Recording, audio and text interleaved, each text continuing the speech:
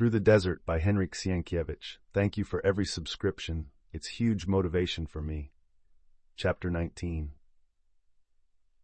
Stash, why do we always ride without finding Smain? I don't know. Most likely he is traveling rapidly so as to lose no time in reaching the districts where he can capture the most slaves. Would you be glad if we could really join his division? The girl nodded her little blonde head as a sign that she was most willing. Why would you like it? Asked Staś, surprised. Because in the presence of Smain, perhaps Geber would not dare beat this poor collie so terribly. Probably Smain is no better. None of them has any mercy for their slaves. Yes, you are right.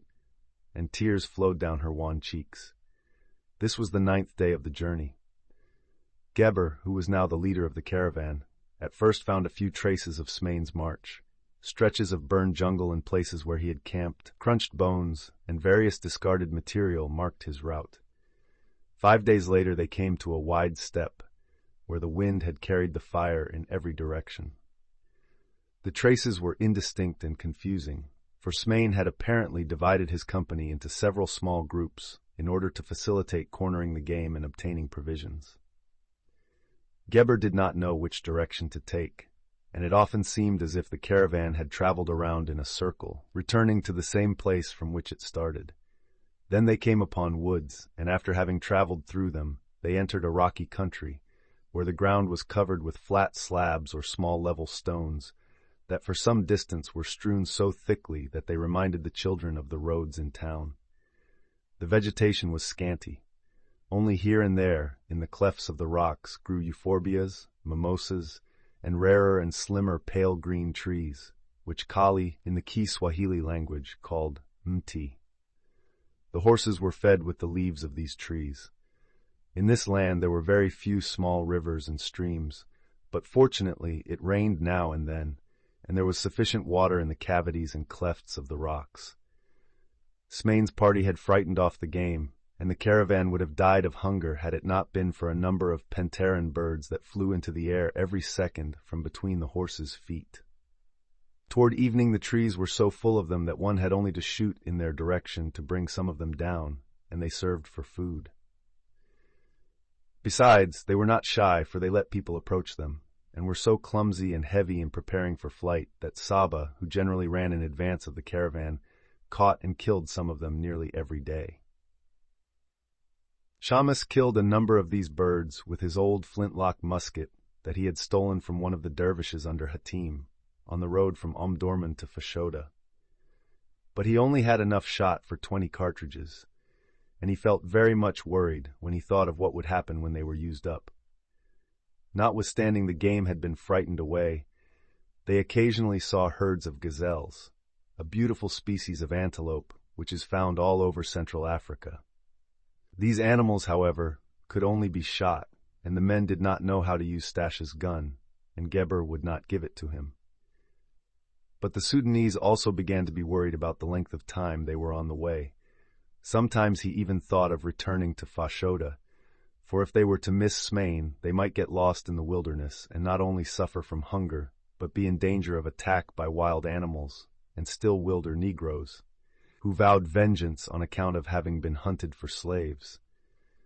But as he did not know that Seki Tamala had undertaken an expedition against Emin Pasha, because he had not been present when the conversation on that subject had taken place, he was alarmed at the thought of appearing before the powerful emir, who had ordered him to bring the children to Smain, and who had given him a letter to take to him, threatening that if he did not execute his orders faithfully, he would be hanged. All this combined to fill his heart with bitterness and rage. Though he did not dare to vent his disappointments on Staś and Nell, poor Kali's back was daily covered with blood from being beaten with the scourge. The slave always approached his cruel master in fear and trembling, but in vain did he clasp him by the feet and kiss his hands and fall on his face before him. Neither humility nor groans softened the stony heart, for on the slightest pretext, and sometimes without any provocation at all, the scourge tore the flesh of the unhappy boy. During the night his feet were chained to a piece of wood with 2 holes in it, so that he could not run away. During the daytime he walked alongside of Geber's horse, attached to it by a rope, which greatly amused Shamus. Nell shed tears for poor Kali.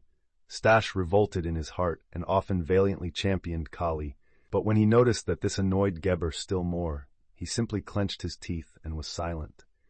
Kali perceived that they both sympathized with him, and he began to grow very fond of them. For 2 days they had ridden through a rocky ravine enclosed by high, steep rocks. From the stones which had collected in the wildest confusion, it could plainly be seen that the ravine was filled with water during the rainy season, but now the ground was quite dry. On both sides, up against the cliffs, grew a little grass, a great many thorns, and here and there even a few trees. Geber had ridden into this stony gorge because it continually went uphill, and he thought it would lead to some height from which, by day, it would be easier to see the smoke, and by night the flames of Smain's campfire.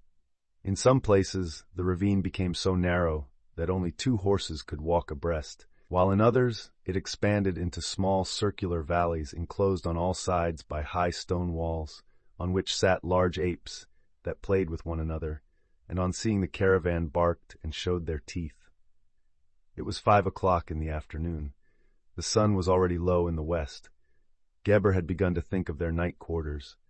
He was hoping to reach a small valley in which he could erect a zareba to surround the caravan and the horses with a hedge of prickly mimosas and acacias to protect them from being attacked by wild beasts.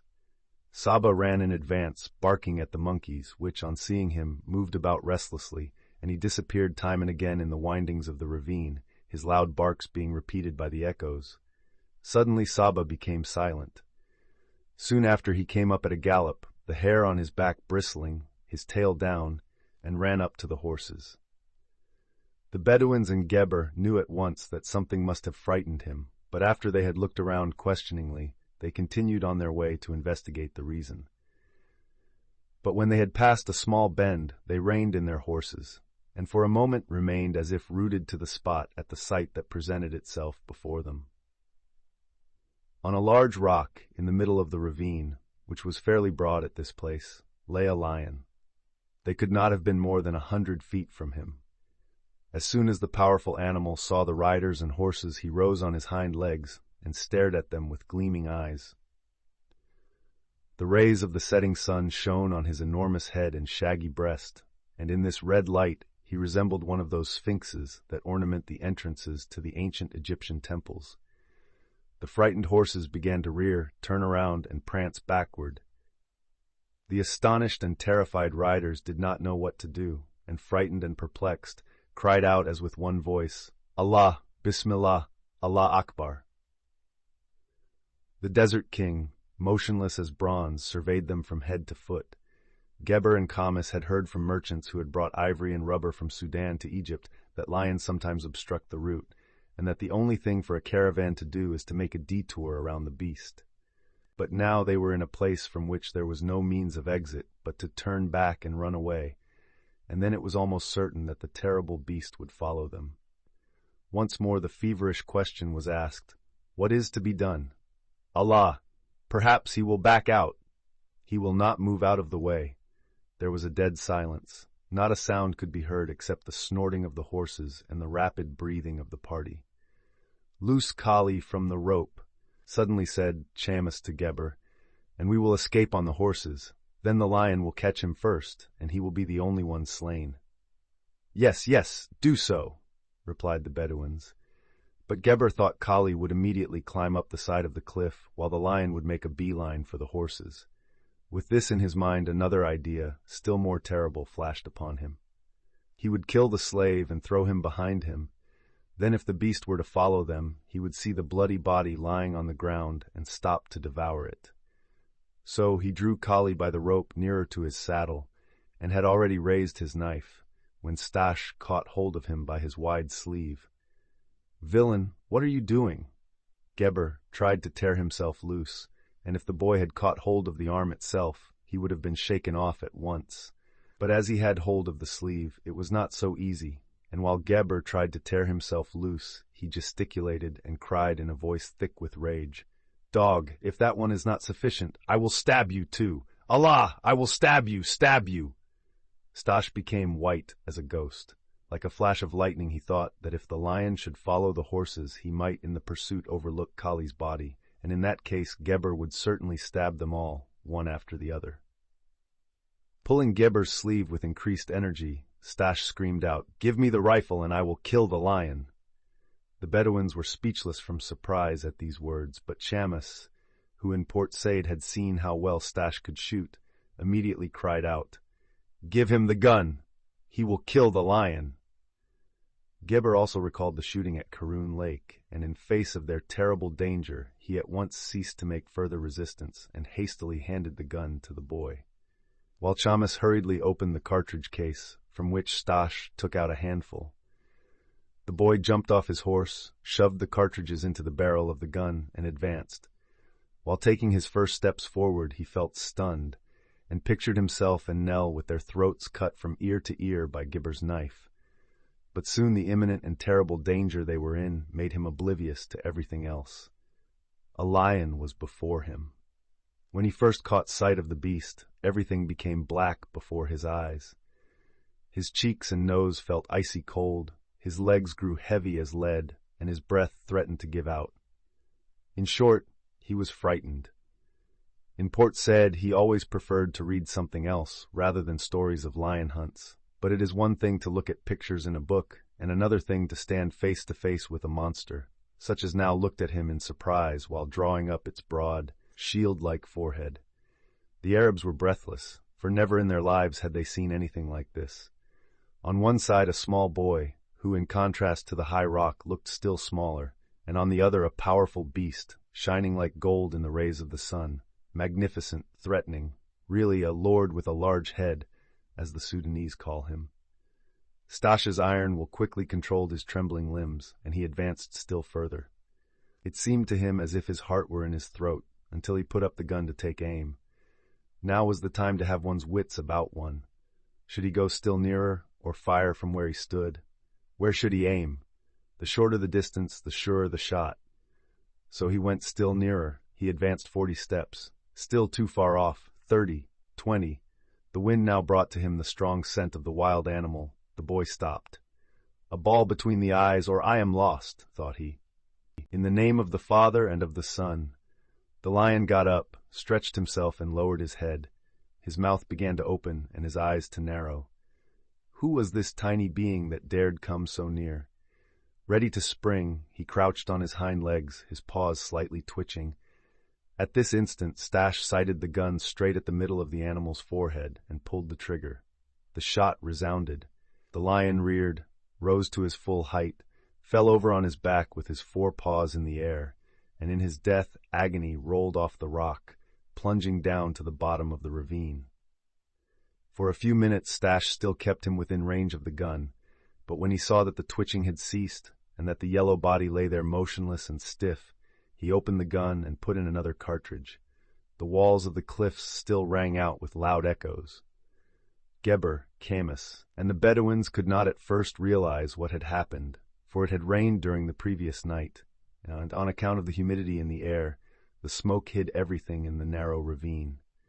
But when it disappeared, they shouted for joy and tried to rush up to the boy, but their efforts were in vain, for no power on earth could force the horses to take even one step forward. Staś turned, took in the 4 Arabs at a glance, and fixed his eyes on Geber. "Enough!" he said, clenching his teeth together. "The measure is more than full. You shall murder neither Nell nor anyone else." And suddenly he felt his cheeks and nose again grow cold, but this was a different kind of cold, not caused by fright, but by a terrible fixed resolve that suddenly hardened his heart like steel. "Yes, it must be," he said to himself. "They are all villains, hangmen, murderers, and Nell is in their hands." "You shall not kill her," he repeated. He approached them and drew back a pace, then suddenly raised the gun to his shoulder. 2 shots, following in quick succession, echoed through the ravine. Geber fell to the ground like a bag of sand. Shamus leaned forward in his saddle and struck the horse's neck with his bloody forehead. The 2 Bedouins screamed with fright, and springing from their horses, rushed at Staś. The bend in the ravine was directly behind them, and had they fled there, as Staś ardently hoped, they would have been able to escape death. But blinded by fear and rage, they thought to reach the boy and stab him before he had time to reload. Fools! They had scarcely gone a few steps when the trigger clicked again. The ravine rang with the echoes of the shots, and both men fell face downward to the ground, wriggling like fish out of water. One of them was shot in the throat and not very dangerously wounded. He rose again and supported himself on his hands, but at the same moment Saba buried his teeth in his neck. Dead silence ensued. This was interrupted by groans from Kali, who on his knees with outstretched hands screamed in disjointed Kiswahili sentences, "Bwana Kubwa, kill the lion, kill the bad people, but do not kill Kali." Staś did not listen to his cries. For a while he stood there as in a daze. Then he saw Nell's pale little face and her frightened, wide-open, wondering eyes. Springing toward her, he cried, "Don't be afraid, Nell. We are free, Nell." True, they were free, but free in the midst of a wild, uninhabited solitude, lost in the heart of the Black Country. Remember to subscribe.